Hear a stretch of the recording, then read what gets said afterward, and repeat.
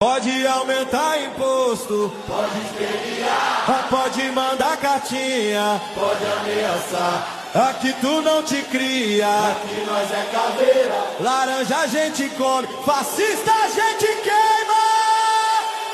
Ô Trump, salva meu pai, salva meu pai. Ô Trump, salva meu pai, salva meu pai.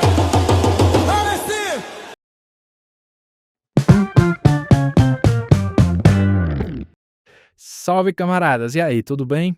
Bem-vindos a mais um Sextou, esse quadro que busca catar na semana motivo para acender a churrasqueira, além da simples chegada do fim de semana. Depois da tornozeleira no Jair, a semana começou tensa, com anúncios de sanções dos Estados Unidos contra o Brasil. Donald Trump anuncia a tarifa de 50% para o Brasil, 50%, 5 vezes mais do que aquela tarifa de 10% que era esperada. O presidente americano mais cedo havia dito que poderia fazer um anúncio entre hoje e amanhã, e agora saiu a carta da Casa Branca assinada por Donald Trump em direção ao Brasil com esta taxa de 50%. A gente fazendo uma leitura rápida aqui desta carta em inglês, o presidente Donald Trump direciona esta carta ao atual presidente brasileiro Luiz Inácio Lula da Silva, mas logo na primeira frase fala: eu conheci e lidei com o ex-presidente Jair Bolsonaro. Logo na primeira frase ele faz menção a Jair Bolsonaro, ex-presidente, e o respeitava muito, assim como outros líderes de países. E faz menção, o modo como o Brasil tem tratado o ex-presidente Bolsonaro, um altamente respeitado líder pelo mundo, durante o seu mandato, incluindo, como está sendo visto aqui como uma desgraça. Este julgamento não deveria acontecer, fazendo menção a Jair Bolsonaro. E repete a expressão em inglês witch hunt. É uma caça às bruxas que deveria terminar, tudo em letras maiúsculas, imediatamente em letras maiúsculas. E não foi só isso. E a pedido de Donald Trump, os Estados Unidos abriram uma investigação sobre práticas comerciais do Brasil. E o que cita este documento? Desde questões como corrupção, desmatamento, até o Pix e, acredite, a Rua 25 de Março. Estava claro que havia o interesse em interferir em assuntos internos do judiciário brasileiro. É aquela coisa que ditadores não conseguem compreender, que em democracias existe separação entre os poderes. Mas não é só por imbecilidade pura que Donald Trump acha que pode fazer esse tipo de coisa. Se você perguntar por que o Brasil foi taxado mais do que os outros, a resposta é a seguinte: porque só aqui o Trump sabia que haveria uma quinta coluna que apoiaria a agressão americana e dificultaria a resposta do governo brasileiro.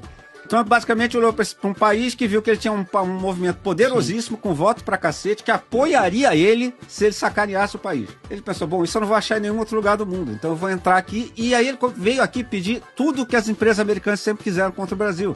Pix, agronegócio, Embraer, e contando que vai ter uma parte da política brasileira que vai apoiar ele enquanto ele saqueia a economia brasileira por interesses políticos inconfessáveis, que são os bolsonaristas, né? Tá cantando musiquinha Quem Tem Medo do Lobo Mau. Vocês acham que o meu chefe, o presidente Trump, aí eu tô me colocando no lugar da autoridade americana aqui.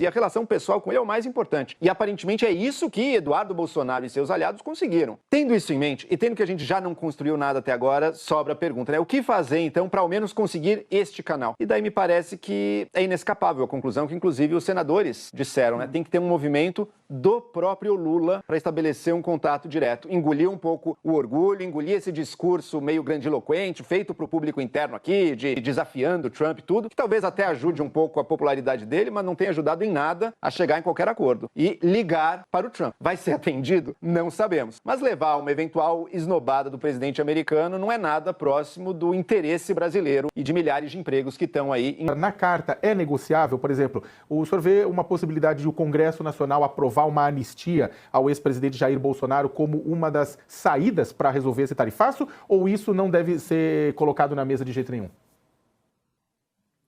Sakamoto, isso sim deve ser colocado na mesa. E como você afirmou agora há pouco e eu confirmei, é um dos motivos da retaliação americana. Está muito claro, né? Inclusive nos últimos dias nós vimos editoriais do Estadão, do Globo, manifestação de ex-ministros, presidentes do Supremo, contra os excessos que estão sendo cometidos, principalmente contra o ex-presidente Jair Bolsonaro. Então, seria muito bom nós termos aí uma revisão da condução desse processo, da forma como isso tem sido feito. Está claríssimo que estamos aí ferindo a nossa Constituição. O Trump não está atacando a soberania do Brasil. Ele está defendendo a soberania dele, os interesses dos americanos. Não vão encontrar diálogo, então? Com certeza não, e eu trabalho para que eles não encontrem diálogo. Nós estamos em guerra, e é tudo ou nada. Também tem as razões que Tabata explica muito bem nesse vídeo aí. Quem ganha com isso? Quem perde? O Pix é só o exemplo mais recente.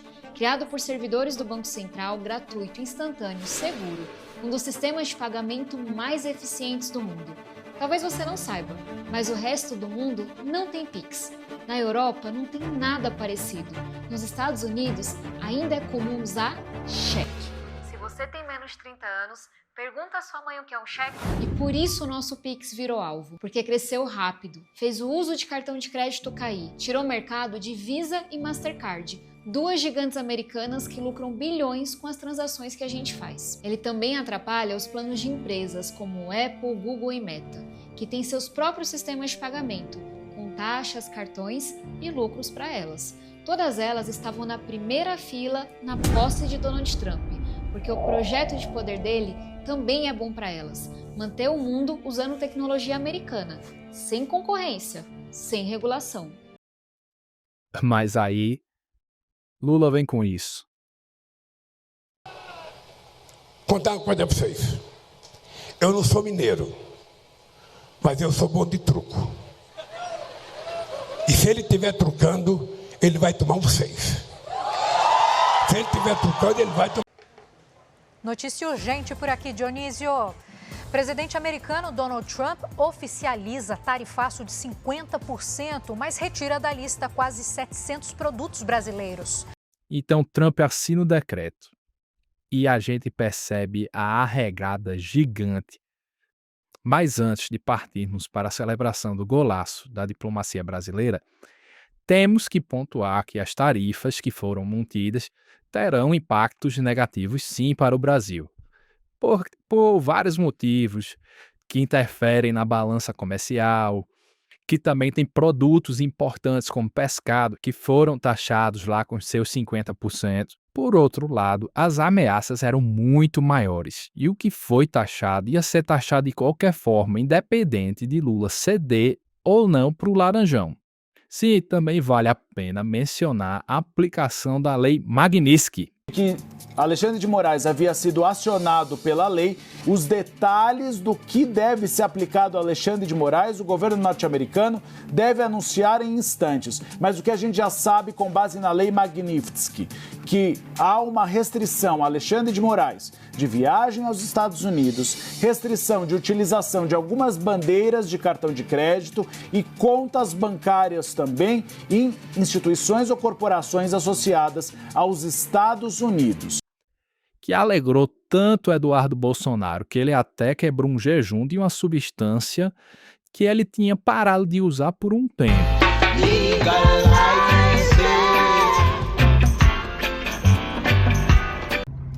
Porque eu tinha feito a promessa de que eu não comeria chocolate enquanto Alexandre de Moraes não fosse sancionado. Mas o resultado com isso foi que Xandão nem sentiu. Ações prosseguirão. O rito processual do Supremo Tribunal Federal não se adiantará, não se atrasará. O rito processual do Supremo Tribunal Federal irá ignorar as sanções praticadas. Esse relator vai ignorar as sanções que foram aplicadas e continuar trabalhando como vem fazendo. O Magnitsky, acho que já percebeu. Essa lei só engana a trouxa. que ainda canta pra pneu. Na verdade, só fez deixar Xandão com mais sangue nos olhos e, de quebra, ainda melou a negociação em torno da anistia que Hugo Mota tentava articular ali por debaixo dos panos.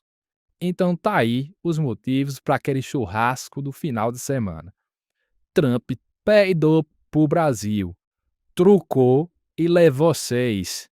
E o que é mais importante é que deixou nítido, principalmente para o governo que ainda estava preso a uma visão neoliberal, que podemos e devemos diversificar o nosso modal econômico e precisamos rever as crenças sobre a macroeconomia. Também a gente percebeu que precisa diversificar parceiros econômicos. Também tem o fato do STF ter ficado muito mais unido e com muito mais vontade de prender não só Bolsonaro, como vários outros integrantes da família e seus apoiadores. E por fim, a popularidade de Lula aumentou, o Centrão agora está menos agressivo com o governo e não está tendo tanta moral mais para sabotar a gestão como vinha fazendo. E isso nos dá uma linda perspectiva para 2026. E claro, com isso, a gente tem que ficar atento para não reeleger mais os integrantes desse Congresso da Mamata. Então, obrigado a você que ficou até aqui. Comenta aí se gostou do conteúdo ou não. E cuida que o freezer tá cheio.